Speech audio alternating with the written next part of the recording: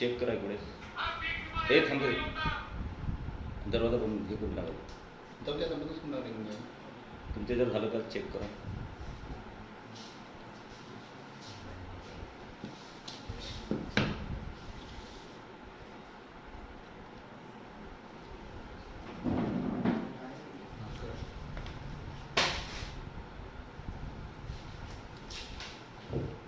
Going येतोय. Okay.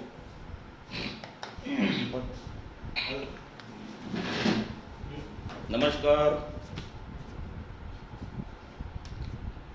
Jalgaon Jamod मतदारसंघातील सर्व बंधू भगिनी,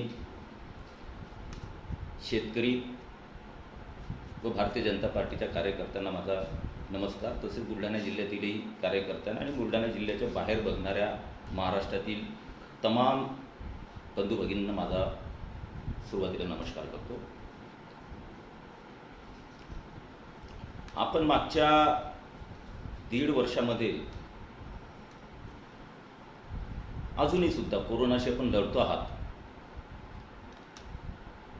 बरेचसे आपल्या जवळचे आप्तेष्ट मित्र कार्यकर्ते यांचं दुःखद निधन झालं आणि म्हणून कोरोनामध्ये आपण सर्वांनी एक दुसऱ्याला मदतीचा हात देण्याचा प्रयत्न केला. परंतु माझी आता सुरुवातीला एवढी विनंती आहे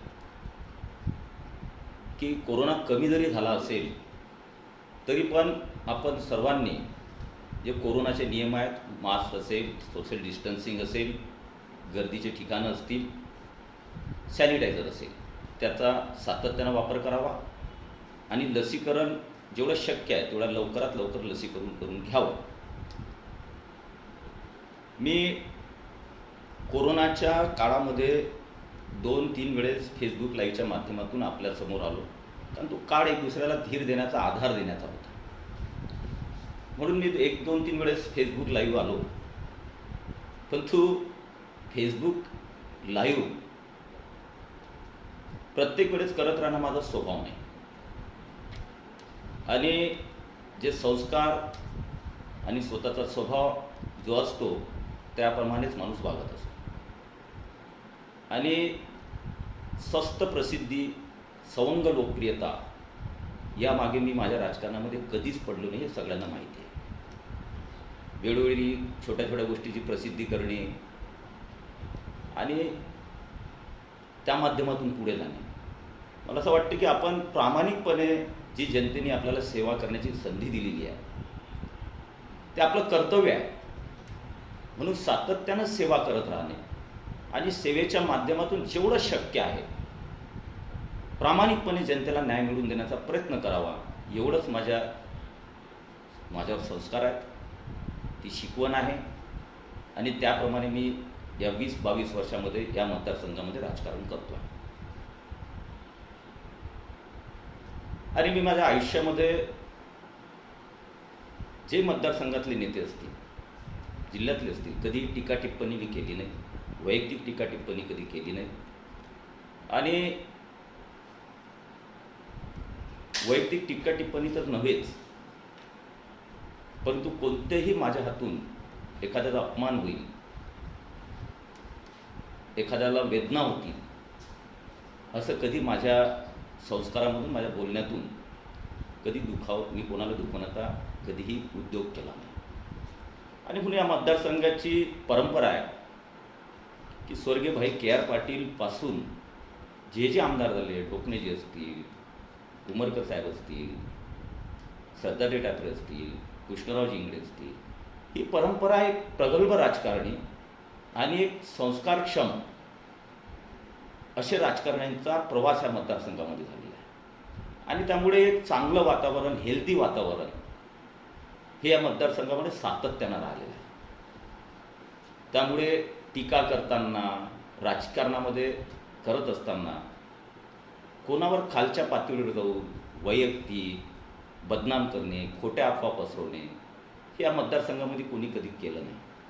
आणि मला असं वाटतं की याच प्रकारचा आपला मतदारसंघ राहावा, असावा आणि तोही ठेवण्याचा मी प्रयत्न केला आणि भविष्यातही ठेवण्याचा प्रयत्न करणार आहे की हा मतदारसंघ सुसंस्कृत मतदारसंघ राहावा, जेणेकरून कोणावरही, कारण सगळ्यांचे सगळ्यांशी संबंध आहेत आणि ते संबंध चांगले राहावे हा दृष्टिकोनातून हा मतदारसंघ आपण करतो आणि लोकांना ते आवडते, रुजतं आणि लोकांची मानसिकता सुद्धा तीच आहे. आणि त्यामुळे जनतेने 4 टर्म मला या मतदारसंघामध्ये निवडून दिलेला आहे, ती सेवा करण्यासाठी. आणि म्हणून सेवा करत असताना रोज त्याचं प्रदर्शन करणे, स्वतः लोकप्रियतेसाठी रोज मी काहीतरी, मी काय करतोय रोजचा पाठपुरावा सांगणे, पत्र दाखवणे, मी पत्र दिलं, मी अधिकाऱ्याला भेटलो, मी असं केलं, मी तसं, माझं कर्तव्यच आहे. तर रोज काही सांगण्याची मला आवश्यकता वाटत नाही. परंतु काय असतं की एखाद्या व्यक्तीची जेव्हा आपण बदनामी करतो, अफवा पसरवतो, त्यावेळेस आपल्यावर प्रामाणिकतेचा प्रश्नचिन्ह आपल्यावर निर्माण होते की आपण प्रामाणिक राजकारण करतोय की नाही, ते प्रश्नचिन्ह स्वतःवर निर्माण होते. आणि म्हणून आज फेसबुक लाईव्ह मी यापुढे या विषयावर, पीक विमा या विषयावर फेसबुकलाही कधी येणार नाही. कारण माझं कर्तव्य, मला कर्तव्य कोणी समजून सांगण्याचं काम नाही, कारण मी सेवेसाठी जन्म घेतलेला आहे, माझ्या आईवडिलांचे संस्कार आहेत. परंतु वेदना आणि उद्विग्नता एवढ्यासाठी आहे की काही महिने मी पाहतोय की जेव्हापासून हे शासन आलं त्यानंतर कालांतरानं एक वेगळी संस्कृती महाराष्ट्रात आणि आपल्या मतदारसंघात निर्माण व्हायला. एक खालच्या पातळीचं राजकारण करणे, अवास्तव खोटे नाटे आरोप करणे, अफवा पसरवणे, नाव न घेता अफवा पसरवणे, आणि या माध्यमातून एक वेगळ्या प्रकारचं राजकारण मतदारसंघात चालू आहे. आणि त्यामुळे मग कार्यकर्त्यांचा संयम सुटतो आणि त्यामधून काही घटना ह्या घडत असतात. आणि म्हणून मी जेव्हा ह्या 2-4 दिवसात जरा जास्त अतिरेकपणा जो आहे त्या मतदारसंघात वाढला, कार्यकर्त्यांच्या भावना होत्या की भाऊ तुम्ही बोललं पाहिजे, तुमचा स्वभाव आहे, तुम्ही प्रसिद्धी आवडत नाही, तुम्हाला रोजचा पाठपुरावा करून लोकांसमोर मांडण्याची तुमची मानसिकता किंवा तो स्वभाव नाही. परंतु आता हे जरा वेगळ्या प्रकारचं राजकारण आहे, तुम्ही जे काय असेल ते मांडलं पाहिजे. आणि मी एक संयमी कार्यकर्ता आहे या मतदारसंघामध्ये, एक सेवेकरी, संयमी सेवेकरी. केव्हाही संयम मी माझा ठरवू देत नाही, कारण शेवटी संयमानंच माणूस हा मोठा होत असतो, अतिरेकीपणानं कधी माणूस मोठा होत नाही. आणि म्हणून संयम माझाही सुटू नये. आणि जे काय 2-4 दिवसामध्ये काही पोस्ट व्हायरल केल्या गेल्या, त्यामुळे कार्यकर्त्याचे संयम सुटू नये म्हणून मला हा प्रपंच करावा लागला. परंतु या विषयावर यापुढे माझे कार्यकर्ते बोलतील, कारण मी फक्त आजच्याच फेसबुक लाईव्हमधून या पीक विम्यासंदर्भात बोलणार आहे. त्यानंतर जे काय असतील ते कार्यकर्ते त्या पद्धतीने उत्तर देतील, कारण कार्यकर्त्याचा संयम सुट्टा कामा नये. आणि माझा संयम जो आहे तो खूप मोठा आहे, मी संयमित माणूस आहे. आणि मी ईश्वराला प्रार्थना करतो माझा संयम कुठे ठेवू देऊ नये, कारण ज्या पद्धतीनं राजकारणाची पातळी या मतदारसंघामध्ये करण्याचा आता प्रयत्न चालू झालेला आहे, त्यामध्ये मोठमोठ्या माणसांचा संयम सुटतो. पण संयम सुटून मतदारसंघ खराब होतो. आणि म्हणून कार्यकर्त्यांना विनंती की 2-4 दिवसात जे काही पोस्ट आले असतील, जे काही कोणी टीका केली असेल, खोट्या अफवा पसरत असतील, दुर्लक्ष करा, आपला संयम ठेवू देऊ नका. कारण मतदारसंघ मोठमोठ्या कार्यकर्त्यांनी, नेत्यांनी, सुसंस्कृत नेत्यांनी, संस्कारक्षम नेत्यांनी हा मतदारसंघ इथपर्यंत वाढवलेला आहे. त्यामुळे संयम सोडता कामा नये. आणि म्हणून मी आज फेसबुक लाईव्हच्या माध्यमातून येतोय. आणि या 2-4 दिवसात पाहिलं मी, आरोप करायचे पण नाव घ्यायचं. माझी विनंती आहे की खरोखरच आपल्याला वाटतंय ना, आता मी एक अशी पोस्ट पाहिली, कार्यकर्ते डिस्टर्ब होतात, लोक डिस्टर्ब होतात, लोकांत संभ्रम निर्माण होतो. आणि त्यामध्ये की कोणी माजी मंत्र्यांनी, बुलढाण्याच्या माजी मंत्र्यांनी काहीतरी पैसे खाल्ले वगैरे, कंपनीचे सेटलमेंट केलं. माझी विनंती आहे, ताकद असेल, हिंमत असेल आणि आपण खरोखर प्रामाणिक असाल तर नाव घेऊन डायरेक्टली टीका करा, डायरेक्ट नाव घेऊन टीका करा. असं संभ्रमित काहीतरी फेसबुक याच्या त्याच्या सोशल मीडियाच्या माध्यमातून करून आपण आपली पातळी दाखवून दिली. आपण डायरेक्टली करा ना टीका, डायरेक्टली जे तुमचे पुरावे असतील सादर करा, डायरेक्ट नाव घेऊन करा. नाव घेतल्यामुळे जर नाव घेऊन केलं तर संबंधित जो कोणी मंत्री तुमच्या डोक्यात असेल, जर नाव घेऊन केलं तर त्याला उत्तर देता येईल, त्याला कायदेशीर मार्गाने पुढे जाता येईल.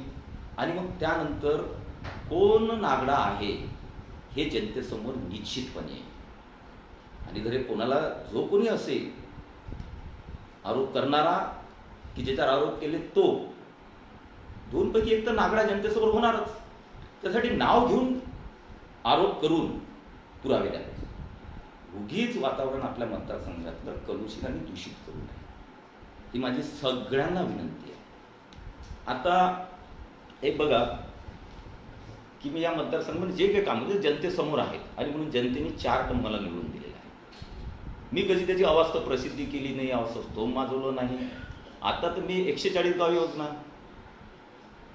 ठीक आहे, मी माझ्या पद्धतीने 3 वर्ष त्या योजनेसाठी झुललो, रात्रंदिवस काम केलं. पण आपला काही याच्यामध्ये आता क्रेडिट घेण्याची, कशातही कुणी क्रेडिट घेण्याचा आजकाल प्रयत्न आपल्या मतदारसंघात सगळीचकडे असतो आणि त्याला काही नाकारायचं काम नाही. आणि जनता सगळी समजदार, जनतेला समजते सुद्धा. पण तुम्ही क्रेडिट घेत असताना दुसऱ्यावर दोषारोपण करणे, कमी लेखणे, हे म्हणजे आपल्या प्रामाणिकतेवर प्रश्नचिन्ह निर्माण करणार. मी कधीच कोणाला कमी लेखत नाही. ज्याचे ज्याचे प्रयत्न असतील त्यांनी सगळ्यांनी प्रयत्न करायचे असतात. आपल्या मतदारसंघातील महाराष्ट्र जनतेला ज्या पोझिशनवर त्यांनी न्याय मिळवून द्यायचा असतो. परंतु एक लक्षात घ्या की या पीक विम्याच्या संदर्भामध्ये मी तुम्हाला थोडीशी आकडेवारी, आता माझ्याजवळ तर हा पूर्ण गठ्ठे आणि सगळे पाठपुरावा असेल, जे काय असेल, हे सगळे गठ्ठेच्या गठ्ठे माझ्याजवळ आहेत. आता हे मला दाखवण्याची आवश्यकता नाही आहे की हे बघा हा गठ्ठा असा आहे, असं तसं. ठीक आहे, थोडक्यात मांडणार आहे तो विषय, परंतु दाखवण्याची आवश्यकता नाही आहे. एक बघा, तर पीक विमा, आता पीक विमा थोडं समजून घेतलं पाहिजे. मी जेव्हा या पीक विम्यावर या सरकारमध्ये आता पाहतोय की काही झालं की पीक विमा हा केंद्र शासनाची योजना, केंद्र शासन देत नाही आहे, केंद्र शासन करत नाही आहे, पीक विमा त्यांच्याकडे हे नाही आहे, शेतकऱ्याची अडवणूक करत आहे, या प्रकारचं एक ठरलेलं स्टेटमेंट हे देण्याची होड जी आहे ती काही नेत्यांमध्ये महाविकास आघाडीच्या लागलेली असते. सगळ्यांना सगळं माहिती आहे की पीक विमा ही योजना काय आहे. मी थोडक्यात फक्त एवढंच सांगणार आहे. आणि माझं चॅलेंज असतो कोणत्या गोष्टीमध्ये, किंवा अभ्यास करून ठेवायचा असतं ना, अभ्यास आपला सातत्यानं चालू ठेवावा लागतो. खोटं नाटक चुकीचं काहीतरी लोकांमध्ये संभ्रम टाकायचा, काही बोलायचं आणि रोज ते बोलत राहिलं, लोकांना खरं वाटायला लागतं. आणि म्हणून हा येण्याचा प्रपंच आहे की पीक विमा योजना ही सेंट्रल गव्हर्नमेंटने जेव्हा लॉन्च केली, पंतप्रधान पीक फसल योजना, तर त्यावेळेस पीक विम्याच्या बाबतीमध्ये केंद्र शासनाची काय भूमिका, राज्य शासनाची काय भूमिका, पीक विम्याची काय जबाबदारी, हे सगळं फिक्स केलेलं होतं. इम्प्लिमेंटेशन करण्याची जबाबदारी सगळी राज्य शासनाकडे. केंद्र शासनाचा यामधला सहभाग फक्त आणि फक्त त्यांचा जो हिस्सा आहे त्या पीक योजनेमध्ये तो देणे आणि काही गाईडलाईन्स केंद्र शासनाने दिल्या होत्या, त्या गाईडलाईन्सच्या नुसार आपण पुढचा इम्प्लिमेंटेशन करणे. आता काय गाईडलाईन्स होत्या हो, की तुम्ही इतक्या प्रमाणामध्ये शेतकऱ्यांचं एवढंच टक्के घ्यायचं, बाकी राज्य शासनाने हिस्सा टाकायचा, बाकी केंद्र शासन आपला अर्धा हिस्सा देईल. ही एक गाईडलाईन्स होती. ती इम्प्लिमेंटेशन करण्याची जबाबदारी महाराष्ट्र शासनाची. त्यामध्ये टेंडर काढण्याची जबाबदारी महाराष्ट्र शासनाची. टेंडरमधून कोणत्या कंपन्या निवडल्या जातात ती जबाबदारी महाराष्ट्र शासनाची. ती झाल्यानंतर ते क्लेम सेटल करणे, सगळ्या करणे हे महाराष्ट्राचं कृषी खातं आणि पीक विमा कंपनी यांची जबाबदारी. आणि त्यांनी तो शेतकऱ्यांना नाही मिळून जातात. सेंट्रल गव्हर्नमेंटचा फक्त एवढाच संबंध की त्यांचा हिस्सा त्यांनी द्यावा आणि त्यांचा हिस्सा ते देत राहतात.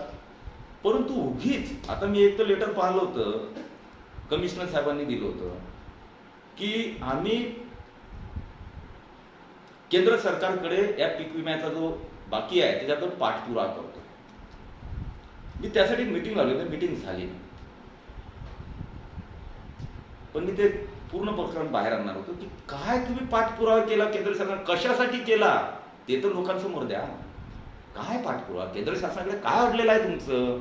केंद्र शासनाची पद्धत अशी आहे की त्यांची AICCC अशी एक इन्शुरन्स कंपनी आहे स्वतःची, आणि ती आपोआप त्या विमा कंपनींकडे तो हिस्सा त्यांचा डायव्हर्ट होतो. आणि याच्यातही झालेला आहे, केंद्र शासनाचा हिस्सा कंपनींना आणि महाराष्ट्र शासनाला पोहोचलेला आहे. परंतु मग कशासाठी तुम्ही हे करता? इथले जे तुमच्या चुका आहेत, इथं जे तुम्ही इथं तुम्ही बनवाबनवी केलेली आहे ती केंद्र शासन काय करणार? पण ते फॅशन झालेली असतात. काय झालं की केंद्र शासन आणि या पद्धतीनं आता आपल्या इकडचा पीक विम्याचा आता एक बघा की यांनी आता मी फक्त एक आकडे थोडक्यात वाचून दाखवणार आपल्या माहितीसाठी असावेत की जेव्हा पीक विमा योजना चालू झाली त्यावेळेस भारतीय जनता पार्टीचं शासन आहे महाराष्ट्रात. काय परिस्थिती होती पीक विम्यात आज शेतकऱ्यांना माझ्या शेतकरी बांधवांना हे 5 वर्षातली सगळी आठवण आहे, कोणी विसरत नाही आहे. 15-16ला या महाराष्ट्रामध्ये शेतकऱ्यांना 4028 कोटी रुपये भाजपच्या शासन काळामध्ये शेतकऱ्यांच्या खात्यामध्ये जमा. 16-17मध्ये 1924 कोटी जमा झाले. 18-19च्या पीक विम्याच्या खरीपाचे 4655 कोटी रुपये हे शेतकऱ्यांच्या खात्यामध्ये जमा झाले, शेतकऱ्यांना मिळाले. तो त्याचा हक्काचाच पैसा. 19-20 जे आमचं शेवटचं वर्ष होतं शासन करते म्हणून त्यामध्ये 5551 कोटी रुपये हा पीक विमा शेतकऱ्यांना मिळाला. आणि त्यानंतर आमचं शासन गेलं. त्यानंतर 20-21 मध्ये हे महाविकास आघाडी शासन आलं आणि या शासनामध्ये पीक विमा किती मिळाला शेतकऱ्यांना? 823 कोटी. बरं, 823 कोटी मिळाले. बरं, 5 वर्षामध्ये शेतकऱ्यांनी 5 वर्षात आमच्या शासन काळात 5 वर्षामध्ये शेतकऱ्यांनी स्वतःजवळचे म्हणजे केंद्र शासन राज्य शासनाचा हिस्सा सोडून 5 वर्षामध्ये 2000 कोटी रुपये हे शेतकऱ्यांनी पीक विमा कंपनीकडे भरले स्वतःच्या खिशातून. आणि त्याच्या मोबदल्यामध्ये शेतकऱ्यांना 5 वर्षात किती मिळाले? 14,000 कोटी. म्हणजे शेतकऱ्यांच्या खिशातून गेले 2000 कोटी आणि शेतकऱ्यांना मिळाले 14,000 कोटी. आणि यावर्षी किती मिळाले? शेतकऱ्यांनी भरले 900 कोटी आणि राज्य शासनाचा हिस्सा केंद्र शासनाचा हिस्सा 58,000 कोटी. नाही 58 कोटी, सॉरी नाही 58 कोटी म्हणजे 5,800 कोटी. शेतकऱ्यांना किती मिळाले? 823 कोटी. 4,000 कोटी रुपयाचा पीक विमा कंपनींना नफा यावर्षी या राज्य शासनाच्या कार्यकाळामध्ये होतो आहे. तुम्ही 19-20 वर्ष आठवा की 5,551 कोटी पीक विमा आम्ही दिला शेतकऱ्यांच्या खिशामध्ये आणि तो कंपनीला नुकसान करून 112% पीक विमा दिला. आणि यावर्षी त्यानंतरच्या या शासनामध्ये फक्त 18 ते 20% पीक विमा शेतकऱ्यांना मिळाला. काय राजकारण असेल याच्यामध्ये? आरोप करताना थोडं आपण भानावर असलं पाहिजे की मीच आरोप केलेले आहेत. स्वतः आरोप केलेला म्हणजे मी शंका व्यक्त केलेली आहे की पीक विम्यामध्ये हे सगळ्या पत्रकार परिषद आहेत माझ्या पीक विम्यामध्ये जिल्ह्यातील काही नेत्यांचा कदाचित संभ्रम आहे शेतकऱ्यांमध्ये की या जिल्ह्यातील नेत्यांचा काही याच्यामध्ये हात सहभाग तर नाही. पुन्हा महाराष्ट्रातील आता हे करत असताना 4,000 कोटी रुपये पीक विमा कंपनीला फायदा होतो. शंका येणार नाही लोकांमध्ये, शेतकऱ्यांमध्ये शंका तर येणार काय? हे 4,000 कोटी कसे देताय तुम्ही? कशा फायदा होऊन राहिला पीक विमा? का शेतकऱ्यांचे क्लेम सेटल केला जात नाही? आणि म्हणून हा विषय जरा गंभीरतेने आपण, मला माहिती आहे आपल्या सगळ्यांना माहिती आहे, परंतु आज उजळणी करण्याची आवश्यकता वाटली काही कारण असतं. आता एक बघा की या पीक विम्यासाठी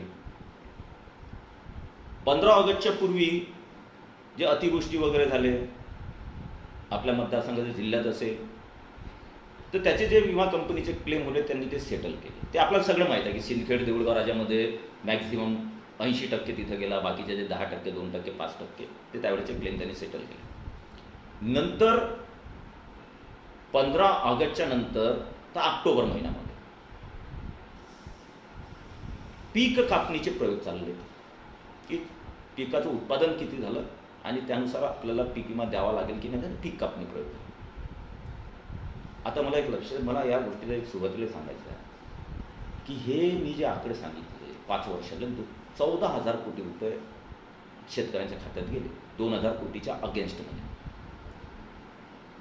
आम्ही राजकारण नाही केलं, आम्ही सत्तेत होतो आणि सत्ता जे चालवतात, जो पक्ष चालवते, जो तिथं सत्तेमध्ये असतो, त्याचं कर्तव्य असते की शेतकऱ्यांना योग्य न्याय मिळवून देणे. पण तुला उलटच चाललंय.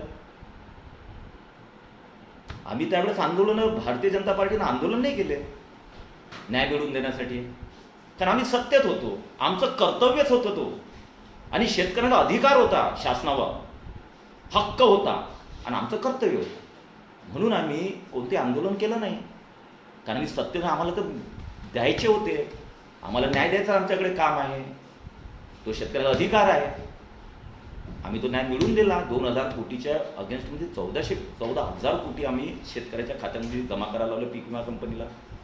त्यावेळेस आम्ही आंदोलनही नाही केले, कारण सत्तेमधल्या लोकांनी आंदोलन का करायचे? मुख्यमंत्री आपला असतो, कृषी मंत्री आपला असतो, सगळं अधिकारी आपले असतात. त्यावेळेस सत्तेतल्या लोकांनी त्यांच्याजवळ बसून हे प्रश्न सोडवायचे असतात. आंदोलन करून सत्तेमधल्या लोकांनी शेतकऱ्यांना वेठीस धरणे मला योग्य नाही. ज्यांच्याकडे जी भूमिका असते, जी लोक देतात, जी जनता जनार्दन आशीर्वादाने देतात, कोणाला विरोधी पक्षात बसवते, कोणाला सत्तेमधल्यांचं कार्य वेगळं असतं. विरोधी पक्षात बसल्या तर विरोधी पक्षाने जनतेचा आवाज हा रस्त्यावर आणि सभागृहामध्ये मांडायचा असतो, आणि सत्तेमधल्या लोकांनी तो सोडवायचा असतो. हा उलटच चाललेला आहे. सत्तेमधलेच लोक आंदोलनं करतात, शेतकऱ्यांना वेठीस धरतात आणि मग श्रेयवादासाठी पुढे जातात. पण तुमचं कामच आहे प्रश्न सोडवणे, तुम्ही सत्तेत आहात, कारण आमचं काम आहे की जनतेचा आवाज उचलवणे आणि सत्तेपर्यंत पोहोचवणे. आता माझ्या घराकडे समोर काहीतरी आणि शेतकरी तर रोज माझ्या घरी येत होते पीक विम्याच्या याच्यासाठी. ऑक्टोबर-नोव्हेंबर पासून पीक कापणीचे प्रयोग झाल्यानंतर नोव्हेंबर-डिसेंबर सातत्याने शेतकरी वर्ग हा रोज माझ्याकडे येतो. फक्त मला ते प्रसिद्धी करतात, रोज एक फोटो काढायचा, हे शेतकरी भेटले, ते शेतकरी भेटले, यांच्याशी चर्चा झाली. नाही आवडत मला, आणि ते आवश्यकताही नाही आहे. माझ्या स्वभावाला तर जमणारही नाही. शेतकऱ्यांनी आवाज येतो तर आम्ही प्रश्न सोडवायचे, शेतकऱ्यांसोबत बसायचं. शेतकऱ्यांना सगळी हकीकत माहिती आहे.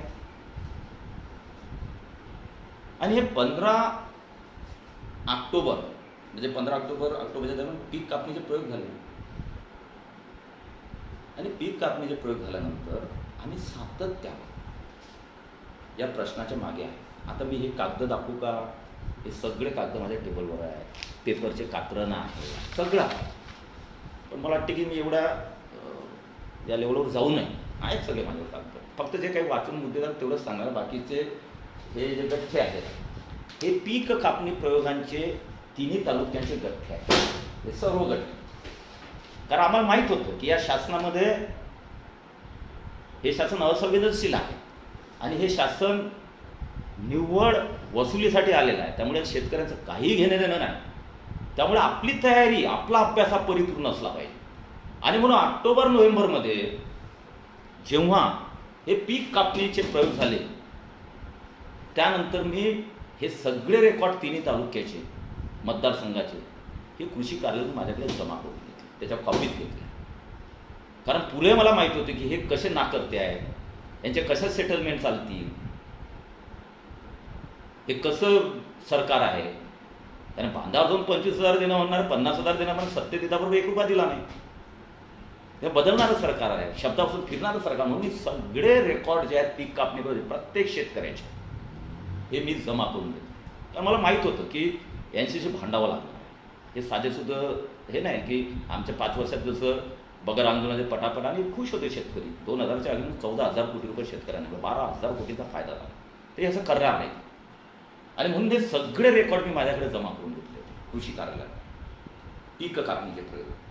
आता एकच सांगतो की हे याच्यामध्ये पीक कापणीच्या प्रयोगामध्ये पीक विमा कंपनी, शेतकरी आणि कृषी या तिघांच्या सह्या पीक कापणीच्या प्रयोगाच्या याच्यावर आहेत. तिघांच्या सह्या, या तिघांच्या सह्या याच्यावर आहे. पीक कापणी प्रयोग आहे की एक पीक विमा कंपनीची सही आहे. आवाज येतो रे? येतोय बरोबर आवाज? हे वरते काय आलेलं बघ. एक पीक कापणी प्रयोगाच्या वेळेस शेतकऱ्याची सही आहे, पीक विमा कंपनीच्या प्रतिनिधीची सही आहे आणि कृषी सहायकाची सही आहे. आणि तो ते सगळे अहवाल मी जमा करून का घेतलेस की, कारण त्याचे कॅल्क्युलेशन व्यवस्थित करतात की नाही. नाहीतर एकदा हातातून निघून गेलं तर मग कोर्ट कचेरीमध्ये आपल्याला नाही मिळत नाही, कोर्टातही नाही मिळत नाही. आणि मग रेकॉर्ड माझ्याकडे जमा करून घेतले.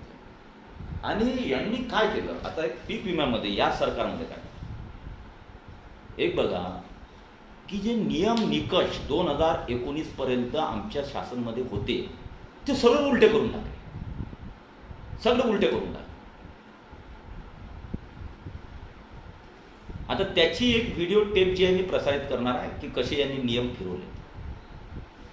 उंबरठा उत्पादन कमी दाखवलं की शेतकरी बसलेच नाही पाहिजे, कारण पीक विमा कंपनीने काय सेटलमेंट असेल मला हे नाही, पण लोकांमध्ये शंका आहे की याची काही सेटलमेंट आहे का, पीक विमा कंपनी एवढा फायदा का पोहोचवता येते. आणि म्हणून नियम निकष बदलले. आम्ही सातत्यानं तेव्हापासून भांडतोय.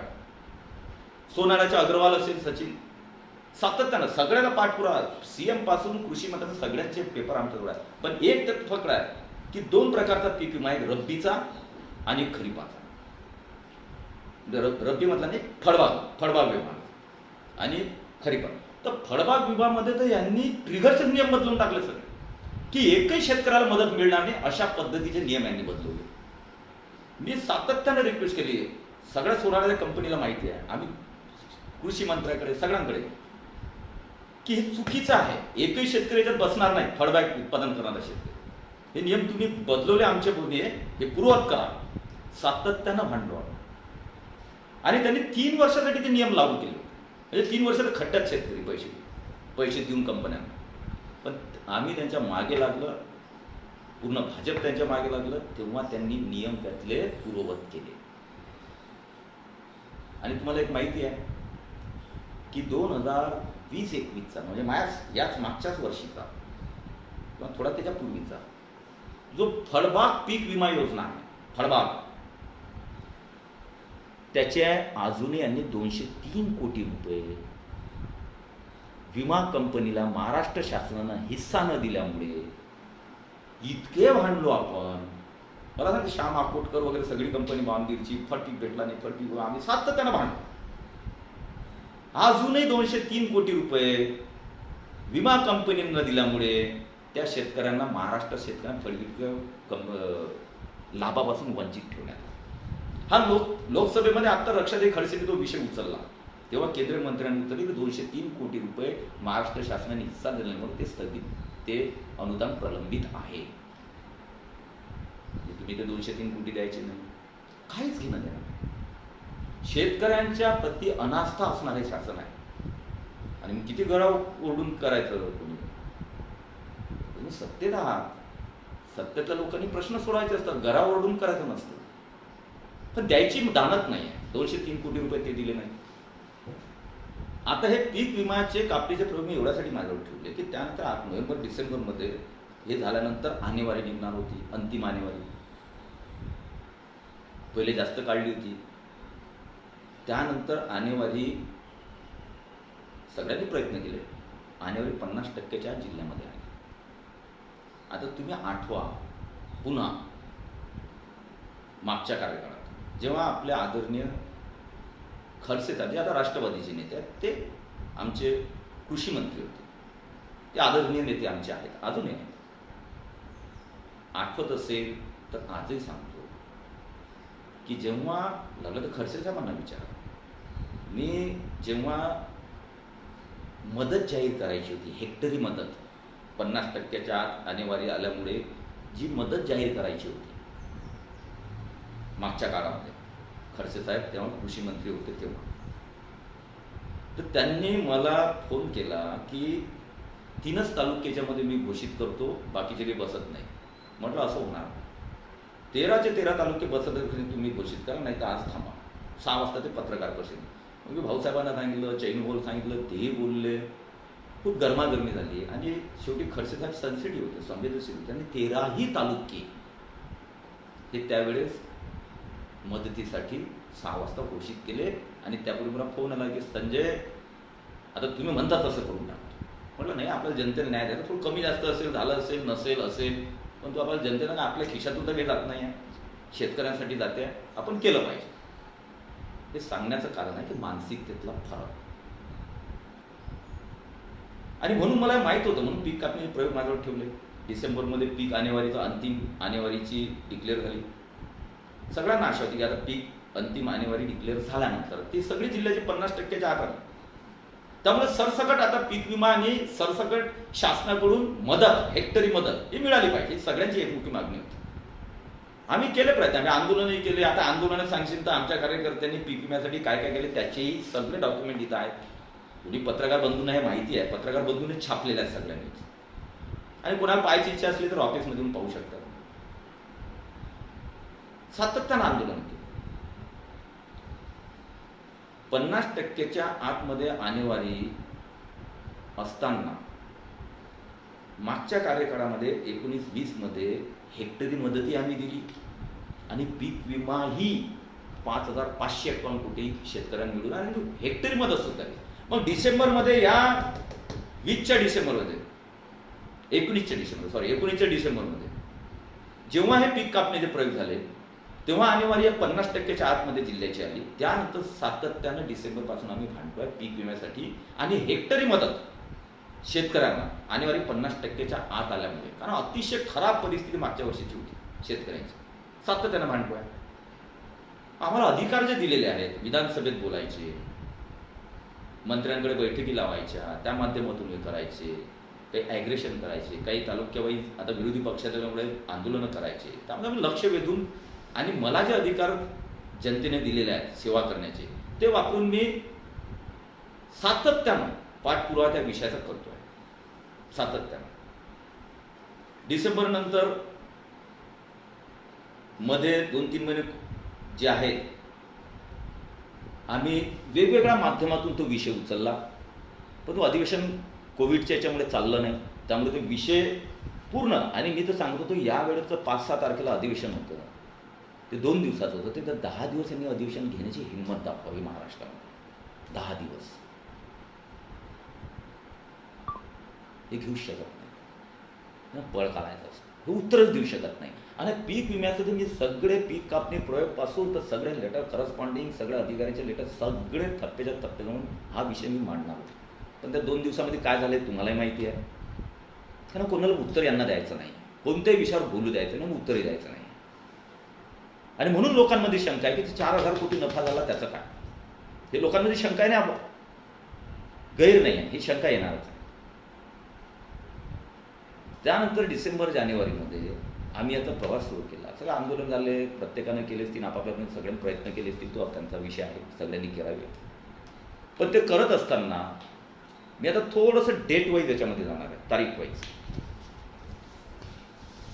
की त्यानंतर कंपनीकडे, पीक विमा कंपनीकडे हा जो पीक कापणीचा पूर्ण तो मार्चपर्यंत जो आहे तो डेटा जो आहे तो पीक कंपनीकडे, विमा कंपनीकडे देण्यात आला.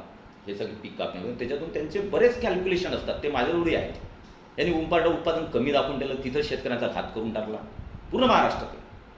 मग आम्ही तो पूर्ण त्यांनी मार्चपर्यंत जे आहे की ते उंपाटा उत्पादन, त्याचे कॅल्क्युलेशन, त्याचे गुणाकार, त्याचे भागाकार, त्याचा 70% आपल्या वेळेस मागच्या काळानं 90% जोखीम सर, यावेळेस 70% जोखीम सर, त्याच्यातही शेतकऱ्यांची ऐशी केली. आणि हे सगळे कॅल्क्युलेशन हे डिपार्टमेंटही काढत होतं पीक विम्याकडे पाठवायसाठी.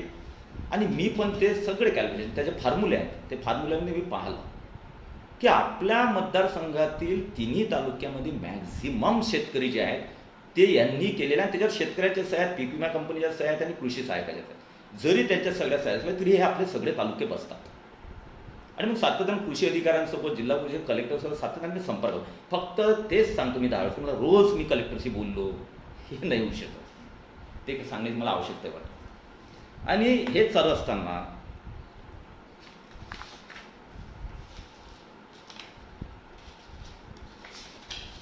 मध्ये असं झालं की पीक विमा कंपनीकडे जिल्हा कृषी अधीक्षक आणि कलेक्टर साहेबांनी हे क्लेम सेटल करावेत या पद्धतीनं त्यांच्याकडे ते क्लेम पाठवले जिल्ह्याने.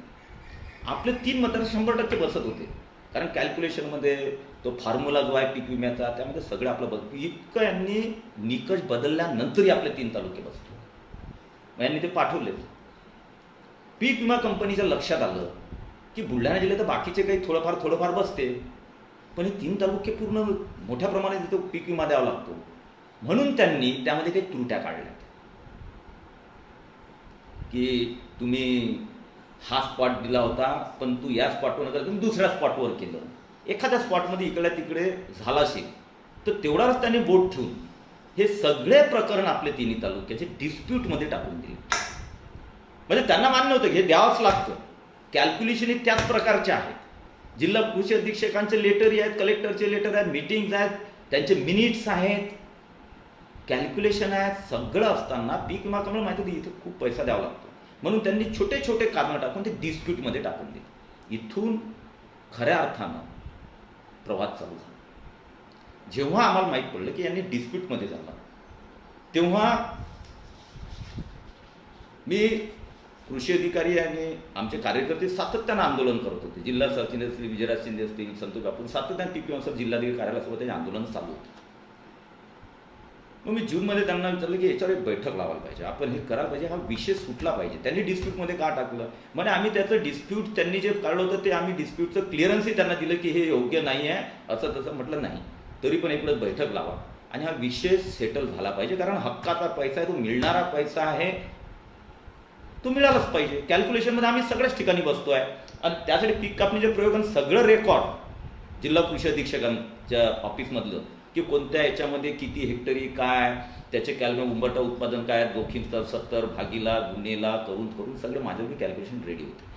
तर त्यांचे होते की मिळतेच आहे साहेब, हे मंजूरच आहे, परंतु हे पीक विमा कंपनी त्यांना डिस्प्यूटमध्ये टाकून उगीच त्याच्यामध्ये फाटे फोडते आहे. म्हणून आम्ही मग 2 जुलै 2021ला जिल्हाधिकारी कार्यालयामध्ये, आता हे मला वाटते असं दाखवून काही मी फक्त वाचतो की दिनांक 2 जुलै 2021ला 11 वाजता जिल्हाधिकारी कार्यालय बुलढाणा येथे या विषयावर एक बैठक झाली. त्या बैठकीला मी, आमचे जिल्हा सरचिटणीस संतोष बापू देशमुख, आम्ही सगळे त्या बैठकीला गेलो. पण किती मस्तवाल ह्या कंपन्या आहेत, कारण त्यांनी कोणाकोणाचे तोंड दाबले असतील त्यांना माहीत. त्या कंपनीच्या मेन जे आहेत कोऑर्डिनेटर महाराष्ट्राचे वगैरे सगळे, यांना तिथं पाचारण करण्यात आलं होतं. बरं, एकच कंपनी काही या महाराष्ट्रात काही, महाराष्ट्रामध्ये 7 कंपनी काम करतात टेंडर दिलेल्या महाराष्ट्र शासनाने. आणि त्यात एक मुद्दा सुटू नये म्हणून एक थोडक्यामध्ये सांगून देतो की बीड पॅटर्न, बीडमध्ये काय झालं बीडचं, बीडमध्ये कोणती कंपनी भरण्यास तयार नव्हती. तेव्हा महाराष्ट्र शासनानं केंद्र शासनाची जी इन्शुरन्स कंपनी त्यांना विनंती केली की आम्हाला या जिल्ह्यापुरतं एक वेगळ्या स्ट्रक्चरची परमिशन द्यावी. त्यांनी परमिशन दिली. त्या बुलढाण्यामध्ये याच्यामध्ये ती बीडची वेगळी पॉलिसी तयार करण्यात आली. काय केली पॉलिसी की त्यामध्ये 80% क्लेम हा, म्हणजे नुकसान झालं तर 80% पीक विमा कंपनीने द्यावा, 20% फक्त त्यांनी नफा ठेवावा. आणि 100%च्या वर जर क्लेम देण्याचं काम पडलं तर 10% राज्य शासन त्यांना देईल. अशा पद्धतीची योजना काढली. मग आता ही योजना काढल्यानंतर आज काय बीडमध्ये झालं, आणि मग बाकीचा समजा नफा झाला जो झाला 4000 कोटी, तो नफा जो झाला तो राज्य शासन ठेवेल. म्हणजे शेतकऱ्यांची पीक विमा, शेतकऱ्यांसाठी पीक विमा आणि नफा कोण ठेवी तर राज्य शासन. आणि मग त्याच्यात काय, किंवा राज्य शासन शेतकऱ्यांसाठी विविध योजना राबतील. का, त्या बीड जिल्ह्यामध्ये शेतकऱ्यांनी पैसे भरले, त्यांना फक्त 15 ते 20% मदत मिळालेली आहे. 15 ते 20% पीक विमा सेटल झाला बीडमध्ये. आणि 80% नफा झाला, त्यातले 20% कंपनी झाला, 60% नफा म्हणजे जवळपास 400-600 कोटी असा काहीतरी आकडा असेल, तो राज्य शासनाकडे जमा झाला. तो 400-600 कोटी आहे.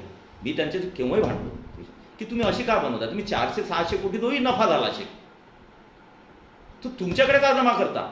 जरी क्लेम सेटल झाले नाही तरी ते 400-500 कोटी तुम्ही ज्या शेतकऱ्यांनी पीक विमा काढला त्याच शेतकऱ्यांना वाटा. तर नाही, तेही करले नाही. आणि म्हणून मध्येच तो विषय आला तर जिल्हाधिकारी कार्यालयामध्ये 2 जुलैला बैठक झाली.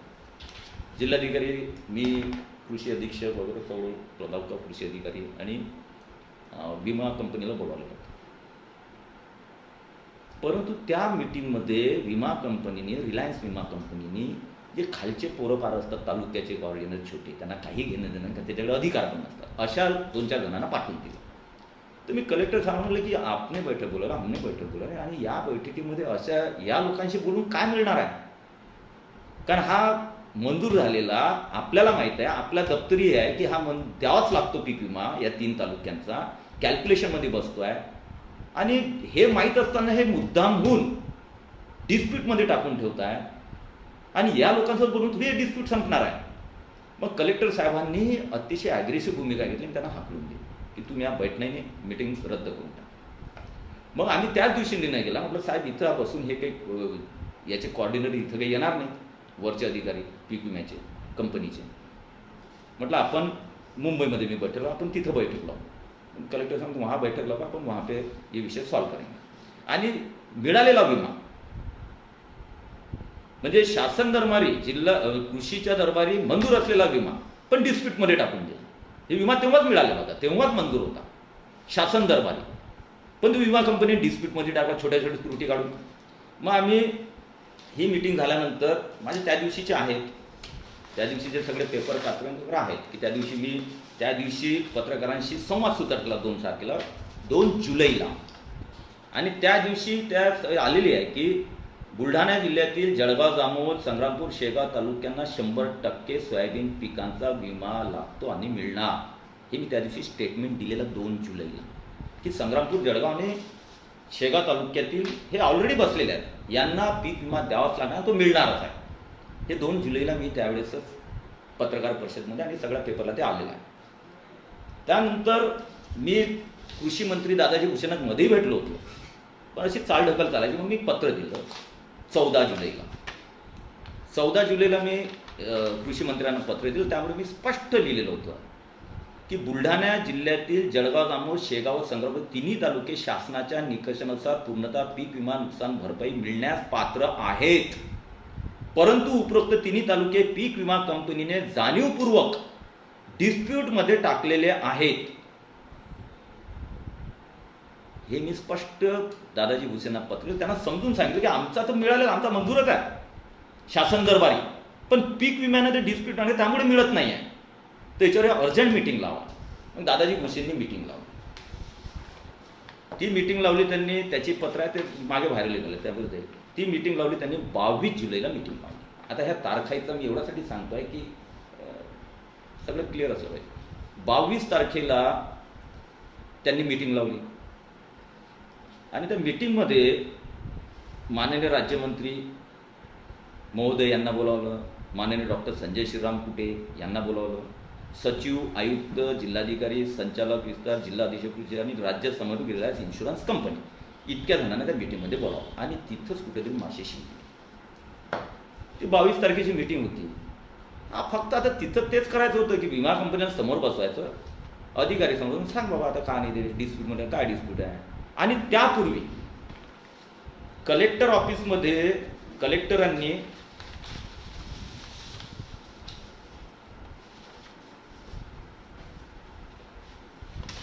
कलेक्टर साहेबांनी त्यापूर्वीच विमा कंपनीला लेटर दिलेलं होतं की all this we consider that district committee has rejected the dispute, all this circumstances were disconsidered and district committee has rejected the dispute. म्हणजे जिल्हाधिकारी कार्यालयातून जिल्हाधिकाऱ्यांनी ज्यांनी जे डिस्प्यूटमध्ये जे मॅटर टाकलं तर ऑलरेडी जिल्हाधिकाऱ्यांनी त्यांना कळवलं होतं पीक विमा कंपनीला की हा डिस्प्यूट आम्हाला मान्य नाही, त्यामुळे पीक विमा देण्यात यावा. हे सगळं क्लिअर असताना मग 22 तारखेला मीटिंग लागली. यामध्ये एका तासामध्ये हा विषय संपला असता. पुढे सांगणार का नाही सांगतो, एका तासामधला हा विषय होता. लगेच पीक विमा कंपनीने हे म्हटलं असतं की चला ठीक आहे, हे आमच्याकडे सगळं रेकॉर्ड आलेलं आहे, हे सगळे बसता आहेत, आम्ही लगेच पैसे डिस्पर्स करतो. परंतु गोम वेगळी आहे. एक ही आहे की ही मीटिंग 22 तारखेची कॅन्सल. त्याचं पत्र मला 20/7लाच मला पाठवलं की तूर्त बैठक, दुसरा आढावा बैठक आयोजित करण्यात येईल, तूर्त बैठक पुढे ढकलण्यात सुधारित वेळ व तारीख आपणास अवगत करण्यात येईल असं आश्वासन त्या मला लेखी लेटरमध्ये दिलं. मला तिथंच कुठेतरी हे वाटलं की हे काहीतरी गडबड आहे याच्यामध्ये. मग मी त्यांच्या मागे लागलो की म्हटलं यार तुम्ही 22 तारखेला वेळ दिलेला आहे, सगळे नोटीस काढलेले आहे, मीटिंग का आपल्याला रद्द करताय? नाही साहेब पुढे दौऱ्या वगैरे आहे तेव्हा म्हटलं पुढच्या वीकमध्ये बैठक एनी हाऊ लागली पाहिजे. म्हणजे नाही पुढच्या वीकमध्ये आम्ही लावतो बैठक वगैरे झालं. त्यानंतर एक वीक मी सातत्यानं माझा आणि मी सातत्यानं त्या कार्यालयामध्ये तो जायचा, मी इकडे गेलो, आम्ही फोनवर बोलायचं की मीटिंग केव्हा नव्हता. कार्यालयातील आता मी मंत्री असं माझे संबंध आहे सगळ्यांशी. त्या कार्यालय एकाने सांगितलं की साहेब तुमची मीटिंग लागताबरोबर तुमच्या जिल्ह्यामधून 4 ते 5 कोणी इथं आले की त्यांना एकट्याला बोलवू नका, आम्हालाही तिथं बोलवा. एकट्याची मीटिंग कशी लावू, ती कॅन्सल करा आणि सगळ्यांना बोलवा. हे श्रेयवादाची लढाई. पण माझं कर्तव्य आहे, श्रेय कोणी घ्या, ज्याला घ्यायचं असेल त्याने श्रेय घ्या, हे तर माझं कर्तव्य तर करू द्या. पण ते न करू देता मीटिंगमध्ये खोडा टाकला आणि त्यामुळे खरं कारण म्हणजे ती मीटिंग कॅन्सल करण्यात होतं. पण माझ्या लक्षात आलं, म्हटलं ठीक आहे मीटिंग कॅन्सल केली. मी अधिकाऱ्यांना भेटलो आणि अधिकाऱ्यांना सांगितलं की तुम्ही मीटिंग घेऊन लवकरात लवकर मीटिंग लावा आणि हे जे मुद्दे आहेत की जे डिस्प्यूटमध्ये टाकलेला आहे, मिळालेला विमा डिस्प्यूटमध्ये टाकलेला आहे, तो म्हटलं तात्काळ क्लिअर करा. मग त्यानंतर थोडी यंत्रणा हल्ली. मी ॲग्रेसिव्ह होतो. आता मला काही सांगायला मी कसं ॲग्रेसिव्ह असतो कोणाला सांगायची गरज नाही. मग त्यानंतर कृषी आयुक्तालयातून कृषी मुख्य सांख्यिकी आहेत त्यांनी 22 तारखेला ज्या दिवशी मीटिंग होती, मी 2 दिवस खूप नाराज होतो, त्यांच्यावर ओरडलो अधिकाऱ्यांवर की हे बरोबर नाही, मंत्री नाही बोलून. मग त्यांनी, कारण माझं लेटर जे आहे की हे डिस्प्यूटमध्ये टाकलेलं, हे मिळालेला विमा डिस्प्यूटमध्ये टाकला, त्यामुळे कृषी आयुक्ताकडे गेलो होतं, पीक विमा कंपनीकडे ते लेटर गेलेलं होतं, ती माहिती गेलेली की अशा अशा विषयासाठी बैठक आहे, त्यामुळे त्यांना तो विषय माहिती होता. मग कृषी आयुक्तालयातून एक लेटर पाठवण्यात आलं 22 तारखेला. मी त्याचे बोललो की म्हटलं तुम्ही लवकरात लवकर विषय सेटल करा, अदरवाईज म्हटलं माझ्या पद्धतीने मला जावं लागेल. तर त्यांनी लेटर पाठवलं 22 तारखेला, व्यवस्थापक रिलायन्स इन्शुरन्स कंपनी लिमिटेड, आणि त्यामध्ये त्यांनी पूर्ण त्याच्यामध्ये की अद्याप आपल्या पीक विमा कंपनीकडून अद्यापही जे मंजूर असलेला अद्यापही पीक विमा कंपनीकडून संग्रामपूर, जळगाव, दामोदर, थेरगाव तालुक्यातील सोयाबीन पिकाची प्रलंबित नुकसान भरपाई अदायगी केलेली नाही. आता मंजूरच होता, शासन दरबारी मंजूरच होता, तरी आपणास पुनश्च कळलं प्रलंबित नुकसान परिणाम अद्याप कालमर्यादेबाबत या कार्याला सावध. कारण मी त्यांना सांगितलं मला टाईम बाउंड कार्यक्रम द्या, तुम्ही किती दिवसात देणार, काय करणार. आणि त्यांनी ते लेटर पाठवलं. त्यानंतर हे पाठवलं 22 तारखेला. माझा सातत्याने मीटिंगसाठी प्रयत्न चालू होता.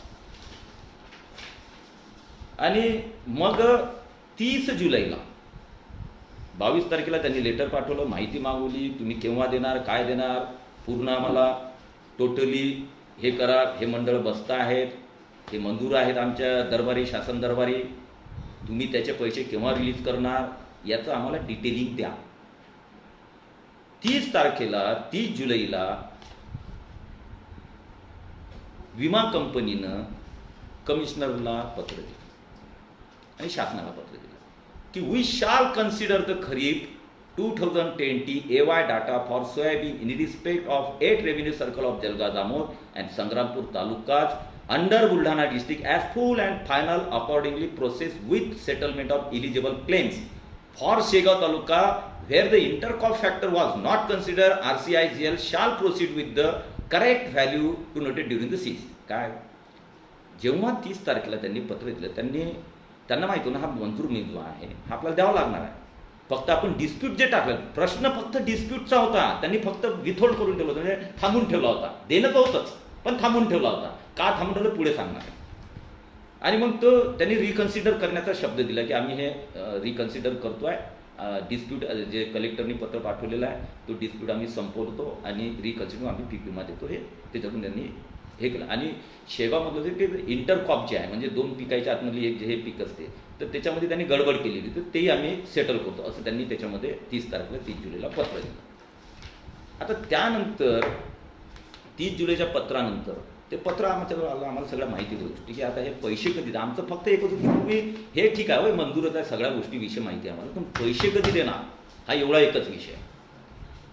त्या बिटवीनमध्ये इन बिटवीन 2-3 दिवसांनी मी दिल्लीला गेलो.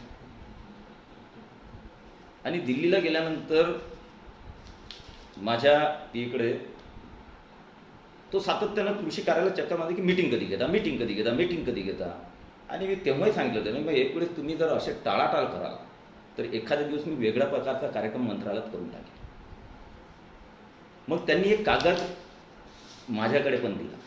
माझे तेव्हा मला वाटते 6 की 7 तारखेला माझ्याकडे एक कागद आले की इतके आता हे क्लेम सेटल, इतकी रक्कम, हे रक्कम, हे तर ऑलरेडी ते सगळं पीक विमा कंपनीनं तयार केलेलं होतं, पण त्यांना द्यायची नव्हती, डिस्प्यूटमध्ये ठेवलेलं होतं की कोणी जण ठीक आहे डिस्प्यूट में रख दो इसको.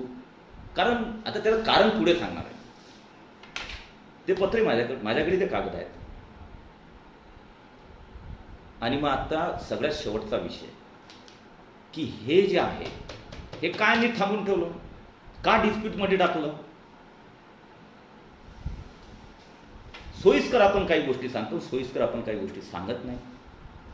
म्हणून सत्य जनतेसमोर प्रत्येकानं मांडलं. प्रामाणिक प्रयत्न करणाऱ्यांनी तर प्रत्येकाने सत्य मांडलं पाहिजे, कारण सत्य बोलणारा कधी मागे जात नाही, एवढ्या ध्यानात ठेवायचं. त्याच लेटरमध्ये, हे तर मला पहिलेच माहिती होतं, मग आता त्याच्यात सांगतो, फक्त त्या लेटरमधले स्टेटमेंट वाचून दाखवा.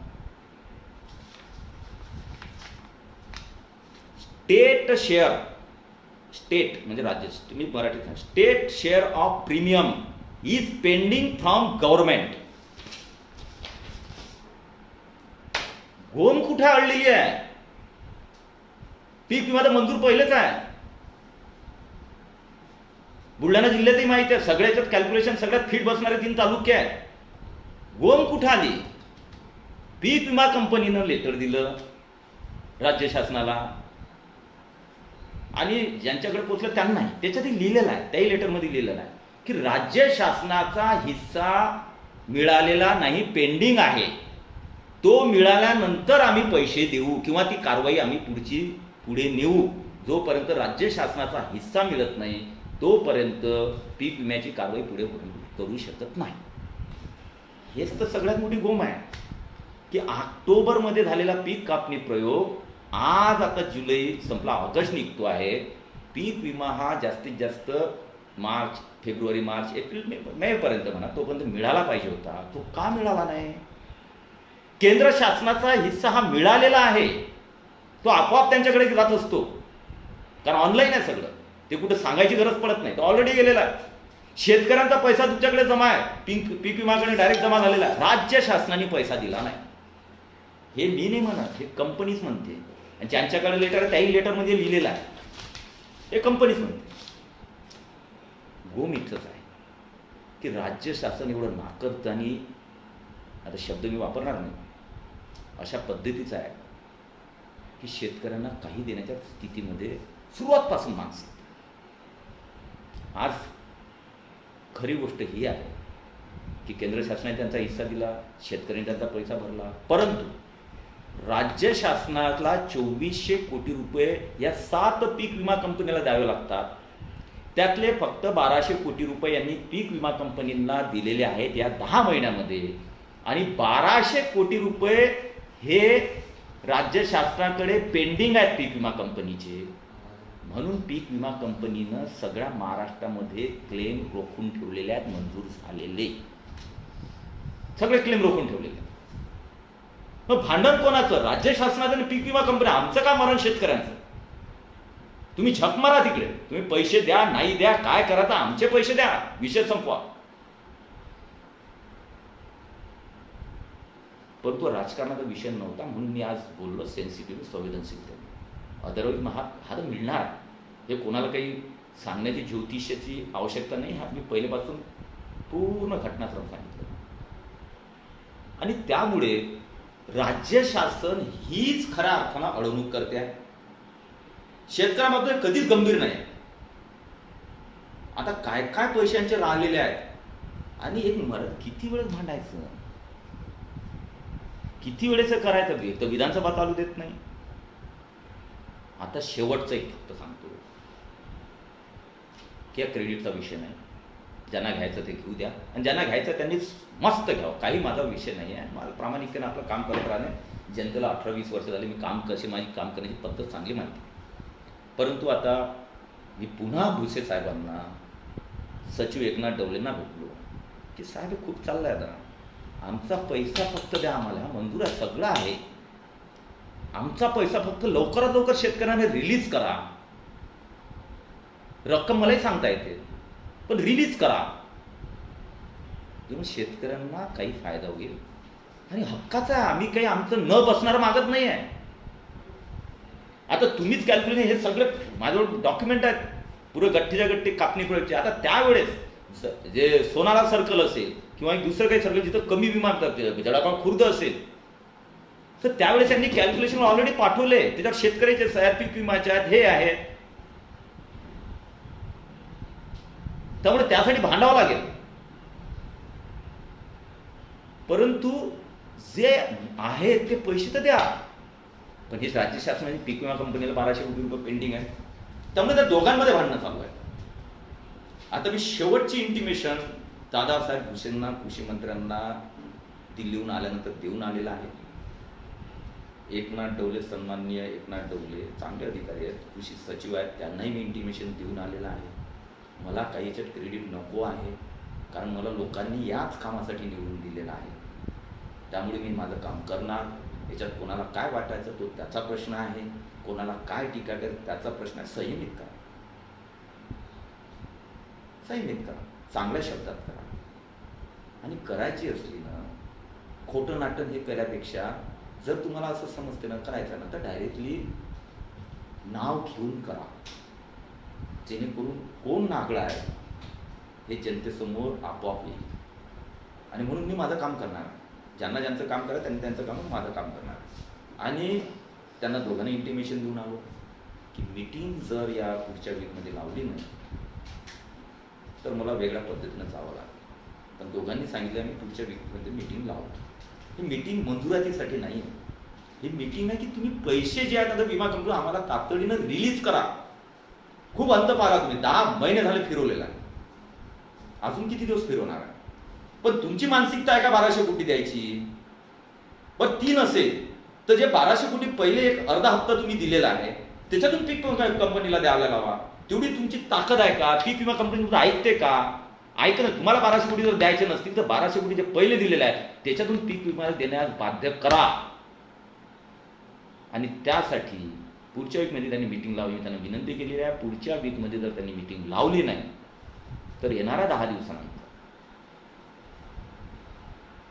मी एकतर मंत्रालयांच्या, कृषी मंत्र्याच्या कार्यालयामध्ये जे काय करायचं आंदोलन ते करेल. आणि जोपर्यंत टाइम बाउंड प्रोग्राम की या दिवसापर्यंत आम्ही रिलीज करतो तोपर्यंत त्यांच्या डोक्यावर मी बसलेला आहे. त्यामुळे हा विषय मला वाटतं की आता खूप वेळ झाला, 1 तास झाला, आणि मला हे नाही आवडत आहे खूपशा अशा गोष्टी बोलणं किंवा या पद्धतीने. माझा स्वभाव नाही. आणि पण तरी पण ज्या काही गोष्टी चालल्या आहेत मला वाटतं या प्रकारचं विधानसभेत राजकारण करता कामा नये. प्रामाणिकतेनं करा, प्रामाणिकतेनं आपापले कामं करा. जनता पाहत असते, लोक पाहत असतात, शेतकरी पाहत असतात, सगळ्या गोष्टी पाहत असतात. माझ्याच घरासमोर का आंदोलन? या जिल्ह्यात पालकमंत्री आहेत, खासदार आहेत, सत्तेतले आमदार आहेत, आणि तुम्ही सगळे सत्तेतच आहेत. तर सत्तेत असताना तुम्हाला आंदोलन करायची जरूरत काय? तुम्ही जा की तिथं. आणि मला आनंदच होईल की पुढच्या वीकमध्ये बैठक लागली नाही, समजा पैसे रिलीज झाले, आनंदच आहे ना. शेतकऱ्यांना जितक्या लवकर मिळेल त्याच्यापेक्षा आनंद मला दुसरा कोणता असणार आहे? माझ्या बैठकीमुळे मिळाले नाही तरी चालेल, बैठकीमुळे मिळाले तरी चालेल, कशामुळे मिळाले तरी चालेल, कोणामुळे मिळाले तरी चालेल. पण तो शेतकऱ्यांना पैशामुळे एवढीच प्रामाणिक अपेक्षा आहे. पण हे मुर्दाळ शासन आहे, एवढं सोपी नाही. त्यामुळे सगळ्यांना, आपल्याला मतदारसंघातील सगळ्या शेतकऱ्यांना यासाठी झगडावंच लागेल जोपर्यंत खात्यामध्ये आपल्या पैसे येत नाही. पद्धत कोणाच्या काही असो, आपापल्या पद्धतीने पुढे जावंच लागेल. आणि म्हणून मी आता पुढच्या वीकमध्ये बैठकीचं त्यांनी शब्द दिलेला आहे. बघूया पुढच्या वीकमध्ये बैठक लावतात का. हा शेवटचा हप्ता, त्यानंतर पुढच्या हप्त्यामध्ये मला जे करायचं, आणि कोणाला वाटेल रिलायन्स कंपनीला मी अर्ध्या रात्री तयार आहे. मी कोणाच्याही नेतृत्वामध्ये अर्ध्या रात्री कुठेही यायला तयार आहे. रिलायन्स कंपनी जायला तयार आहे. डर नाही तो कर, नाही तो डर देऊ. आणि मला वाटतं की एवढं सफिशियंट आहे. कार्यकर्त्यांनी संयम पाळावा, कोणत्याही खालच्या दर्जामध्ये टीका टिप्पणी करू नये, ही आपली संस्कृती नाही. आणि जो करत असेल त्यांनी नाव घेऊन एक वेळेस करावं, ही त्यांनाही माझी नम्र विनंती आहे की जेणेकरून जनतेसमोर सगळं क्लिअर, स्पष्ट करता आलं पाहिजे. आणि आज एक शुभ दिवस सुद्धा, आज नागपंचमीचा दिवस आहे. त्यामुळे या नागपंचमीच्या दिवसाचे मी सगळं मतदारसंघातील, जिल्ह्यातील, महाराष्ट्रातील जे फेसबुक लाईव्ह पाहत आहेत सगळ्यांना शुभेच्छा देतो. आणि 15 ऑगस्ट आपला हे 75 वर्ष पूर्ण होत आहेत. एक मोठा आपल्या जीवनातील किंवा देशातील हा पाडावा आहे. त्यामुळे 15 ऑगस्ट उत्साहात आपण साजरी करावी. सोशल डिस्टन्सिंग, मास्क वगैरे सगळे प्रिकॉशन घेऊन करावी. त्याच्याही शुभेच्छा मी सर्व तमाम जनतेला देतो. भविष्यामध्ये मला असं वाटते की असं लाईव्ह एखाद्या विषयावर येणं हे मला शोभणारं नाही, मी करणारही नाही. काही जर असलं तर कार्यकर्ते त्याला त्या पद्धतीनं उत्तर देतील. हां, अजून एक फक्त शेवटचं, शेतकऱ्यांना आघाडी सरकारने सरसकट कर्जमाफीचं की घोषित केली. राज्य सरकारनं खूप आपण पाठपुरावा करताय की तुम्ही कर्जमाफी दिलं, अर्धवट आहे, लोकांना मिळत नाही आहे. बरेचसे लोक इकडे तिकडे फिरत आहेत. माझी सगळं शेतकरी बांधवांनाही विनंती आहे की जे कर्ज लावणीपासून या शासनाच्या वंचित आहेत त्यांनी पूर्ण याच्यानुसार कागदपत्रानुसार माझ्याकडे अर्ज करावा. निश्चितपणे त्याचा पाठपुरावा करण्यात येईल आणि पूर्ण ताकदनं करण्यात येईल. आणि शेतकरी बांधवांना मी अतिशय नम्र विनंती करतो की जेवढे संवेदनशील तुम्ही आहात तेवढा संवेदनशील मी आहे. तुम्ही मला त्याच कामासाठी इथं बसवलेलं आहे. मला माहिती आहे की मी प्रामाणिकतेनं काम केलं तर मी इथं राहील, प्रामाणिकतेनं काम केलं नाही तर तुम्हाला अधिकार आहे कोणाला कुठं ठेवायचं. परंतु प्रामाणिकतेनंच काम करण्याचा माझा प्रयत्न आहे. शेतकरी बांधवांनी त्यांच्या ज्या समस्या असल्या, फक्त एवढंच की मला शोबाजी करता येणार नाही, मला स्वस्त लोकप्रियता करता येत नाही आणि स्वस्त प्रसिद्धीसुद्धा करता येत नाही. त्यामुळे आपण समजून घ्याल ही विनंती करतो आणि सगळ्यांना शुभेच्छा देतो. जय हिंद, जय महाराष्ट्र.